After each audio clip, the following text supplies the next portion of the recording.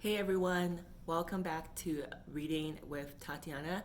Today I'm doing my book review on Where the Crawdads Sing by Delia Owens, and I gave this book a 4 out of 5. My Booktuber shout today goes to Just the Book Freak. She does a mix of wrap-up, hauls, and book reviews, and I really love her channel because she's also sharing her writing journey. So just good luck to your writing journey, and I can't wait to see what you write.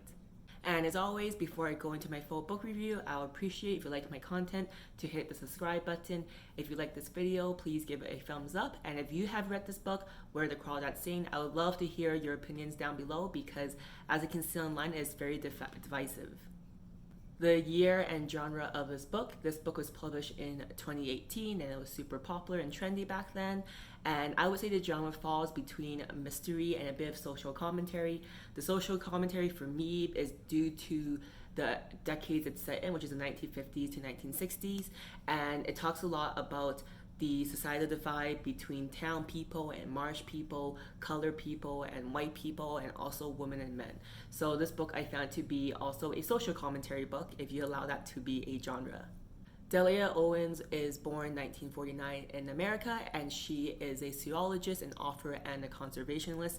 Before writing this book, she actually studied wildlife in Africa for over 20 years, and like the protagonist Kaya, she also lived in isolation in the size of land that's the size of Ireland with just one other person for 7+ years. So she's someone that knows a lot of isolation and what it's like, and I think she said in an interview I read that she identifies with Kai, the protagonist, because isolation can cause a lot of insecurities and inadequacies that come up internally.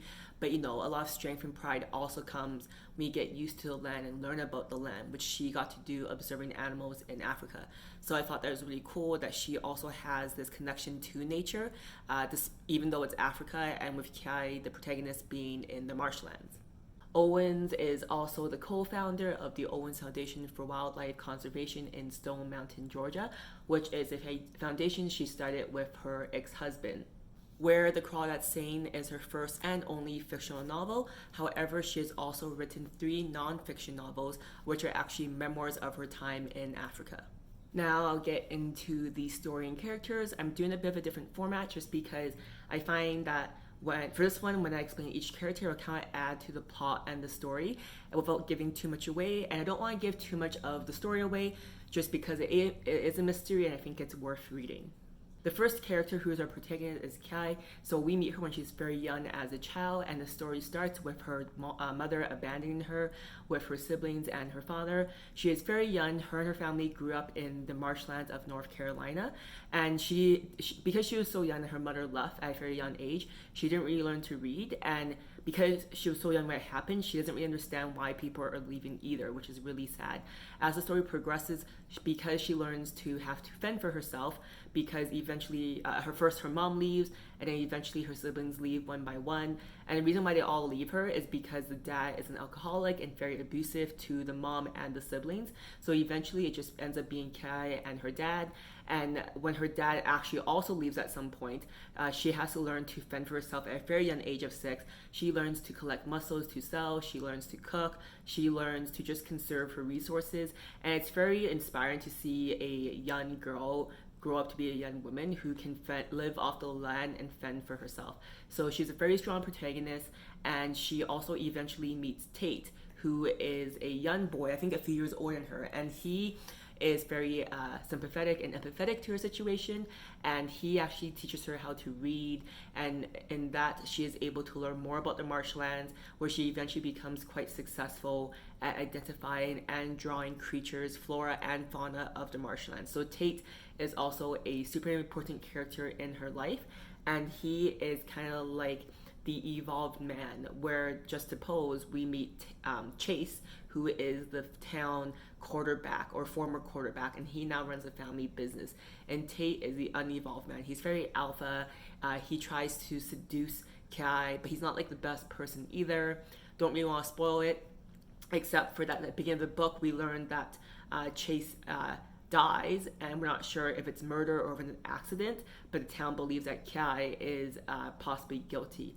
So the book is kind of a mystery because there's a dual timeline of Kai's childhood and also growing into her adulthood. So we go back and forth between understanding who she is from child to adulthood and also the present day mystery of Chase Andrews' possible murder. So that's kind of how the premise of the book is. And you also meet lots of other characters that kind of like make Kai who she is. So we meet Jumpin and Mabel, who are from the colored town and are very empathetic to her and help her get clothes and that kind of stuff. And then I would argue that the marshlands itself is a character because the characters interact quite a bit with it to drive the plot and the narrative and the action in the book. Common themes in the book, which I think you can get from the premise and the characters I shared just earlier, is that there is a common theme of abandonment and isolation. I think you can imagine if you were Kai in this situation, how would you feel if your mom left you and your siblings one by one, and eventually even your abusive father? She also learns to find love, but also gets abandoned through those experiences as well. So that is a very prevalent theme throughout the book, and just being isolated and not having people try to understand you and just people being scared of you. So that is a common theme. Other common theme is the beauty of nature. Specifically in this book, it is obviously the marshlands, which I've mentioned countless times, and the birds and the creatures, and just the appreciation of nature around you and how it can be so simple yet so beautiful and powerful. Other common theme is the power of kindness. There are several people like Jumping and his wife Mabel and also Tate that show Kai kindness throughout her life, and it just shows that with her being isolated for so long, just having someone having the decency to show her any kindness can really help her as a person and help her be open to change and growth. I gave this book a 4 out of 5, so there are two things I didn't really like. So the first thing I didn't like was the book. When the characters are talking, it's kind of talking in, I guess, the North Carolina 1950s, 1960s dialect. And it's kind of hard to read, and I kind of find almost like stereotypical to a fault. I'm obviously not a linguist, and I don't know, I'm not an expert in this type of dialect, but it felt like a bit too stereotypical. So I didn't really enjoy that aspect of the book. Other thing I also didn't enjoy about the book is, as I shared earlier, Kai had a very hard upbringing, but it was almost like hard to believe that someone could have such a difficult life. And because she has such a difficult life, the way the book ends, it kind of debunks, or like it doesn't make sense how she acted the way she does at the end based on her growth. Or maybe it does, I don't know. I just found the book was a bit inconsistent, and it was hard to really go with the flow of the character's development. The things I did like, to be honest, a lot of it had to do with the characters. I felt the author did a great job having a variety of characters and having each character very fleshed out. I really enjoyed Kai, the protagonist's growth, and her relationship with the marsh and the flora and the fauna. I really enjoyed Tate's patience and kindness with her, teaching her how to read, and I also really enjoyed Jumping and his wife Mabel and the way they treated her, even though she was a white marsh girl. So I really enjoyed these aspects and these characters of the book, and I really got invested in these characters. One thing I also really enjoy about the book is, without too many spoilers, even though Kai is white and the story is more about the white people of the town, even though there is an adjacent colored town to the story, the book to me was very adjacent to Kill a Mockingbird, which I really enjoyed when I was younger. And even though the prejudice in this book isn't race driven, it's still focusing on the prejudice between the town folks and the marshland people, which I really enjoyed. On Goodreads, this book got an average of 4.44 out of 5, which I believe is quite high, especially because it's been out now for 4 years. I remember this book coming out a few years ago and had a lot of hype on it, and reading the reviews is very split. People seem to either hate this book or they love this book. So first I'll share why people didn't like this book. Reasons why people don't like this book was because they found the dialect was trying too hard.